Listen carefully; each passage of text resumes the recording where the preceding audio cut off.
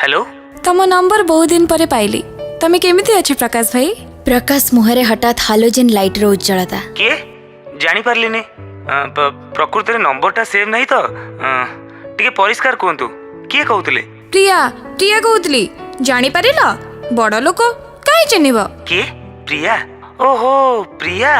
प्रकाश रा पापुलीटा हठात झाळेई गला। देहरे कुआडू माडी आसिला ताती। मनटा जेमिति आउ नथिला देहरे। बुद्धिया मस्तिष्क रे बुद्धि गुडाक जेमिति के बिताड़ित करबा भली मने होथिला प्रकाश को। प्रकाश मनरे गोटिए प्रश्न, ये हठात काहे की फोन कला? स्मृति गोड़ा जेमिति बाध्य करुथिला सेमानंको आउ थरे घांटीबाको, आउ थरे लुहरे ओदा हबाको। प्रिया प्रकाश जीवनरा आद्य आकर्षण। प्रकाश रा सेतबळे पंचम श्रेणी। अन्य पिलांका अपेक्षा स्कूल ले प्रकाश टिके भिन्न। पाठरे जेमिति साठरे भी ठीक सेमिति।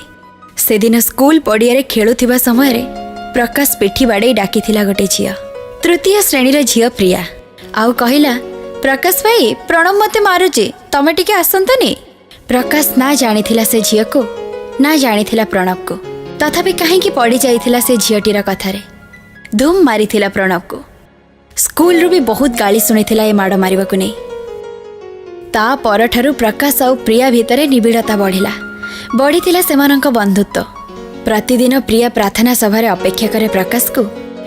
आउ टिफिन ब्रेक रे प्रिया आनिथिबा मैगी, पिठा, सिमेई एमिति अनेक किछि दुहे बांटी खांती। आउ छुट्टी बेले प्रकाश भी अपेक्षा करे प्रिया को। दुहे आइसक्रीम खाई घर को फेरंती। प्रिया चॉकलेट को भल पाए बोली प्रकाश हातरे थाए प्रिया मन पसंदर टुमी चॉकलेटटी। किंतु सप्तम श्रेणी पास कला परे प्रकाश बापांक ट्रांसफर जोगु से गाँ स्कूल छाड़ी चलीगला कटक बोर्ड स्कूल। आउ प्रिया पंचम परे चलीगला नवोदय।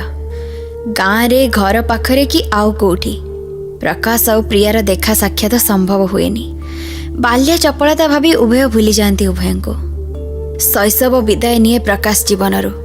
आद्य यौवनर प्रथम स्पर्श प्रकाश को इतस्तत करे, अन्य मनस्क करे बारंबार।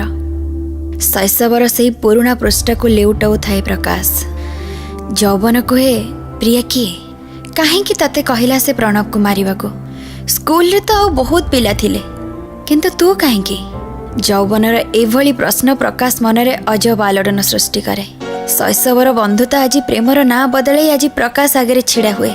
सतरे कौन प्रिया ता प्रेम थिला? दिने स्कूल ले प्रिया को न देखिले प्रकाश रो व्यस्तता कौन प्रिया पाई प्रकाश रो आकर्षण थिला? एमिति अजब प्रश्न रे घांटी हुए प्रकाश। बहुत चेष्टा करे प्रिया संगे जोगाजोग पाई, हेले पाएनी। दिने जने सांग पाखरो ता फोन नंबर मिली जाए, ताको तर तर करी निज फोन ने सेव करी निये प्रकाश। से पुणी अलगा ना रे सते जेमिति से ता प्रेमिका। पुणी भावे 6 वर्ष हेलानी या भितरे प्रिया आउ कौन ताको चिन्हि पारिबो? तार कौन आउ मने थिबो प्रकाश कथा? बारंबार मेसेज करने को चेष्टा करे व्हाट्सएप रे, किंतु पुलाए लेखिकी काटी पकाए। आज प्रकाश जने युव अध्यापक। से शुणी काले प्रिया आउ ओडिसा रे नाही, आंध्रा सहर रे बैंक रे ऑफिसर। आज जाए प्रकाश प्रेम करिनी, बोधे करने को समय पाइनी। हेले आज भी प्रियार से व्हाट्सएप प्रोफाइल फोटो को लुचेई लुचेई देखे प्रकाश।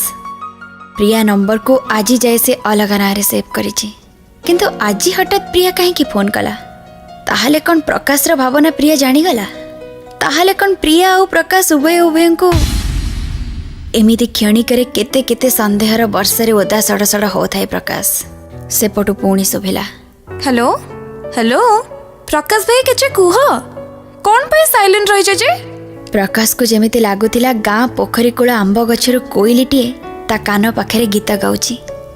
प्रियार कंठ नुहे तो प्रकाश पाई अमृत। भाई ओहो मते कहूचु?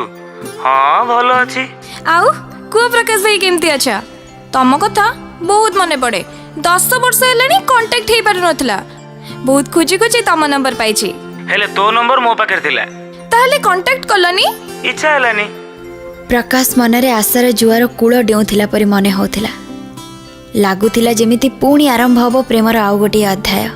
हौ सुनो प्रकाश भाई, तोर प्रतिटी कथा सुनिया को मु प्रस्तुत प्रिया। से भावना कल्पना छाड़। आसंता जनवरी 15 रे पहुंची जिबो कल्याणी पैलेस।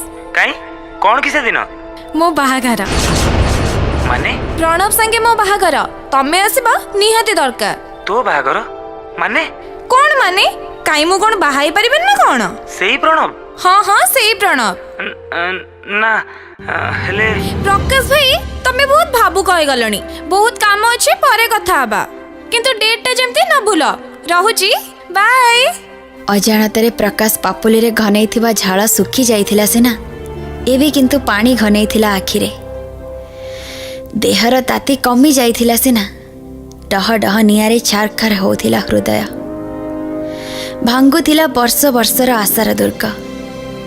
ସତେ ଯେମିତି ଗୋଟିଏ ସୁପର ସାଇକ୍ଲୋନକୁ ଜାବୁଡ଼ି ଧରି ବୁଲୁଥିଲା ପ୍ରକାଶ ତା ନିଜ ଭିତରେ।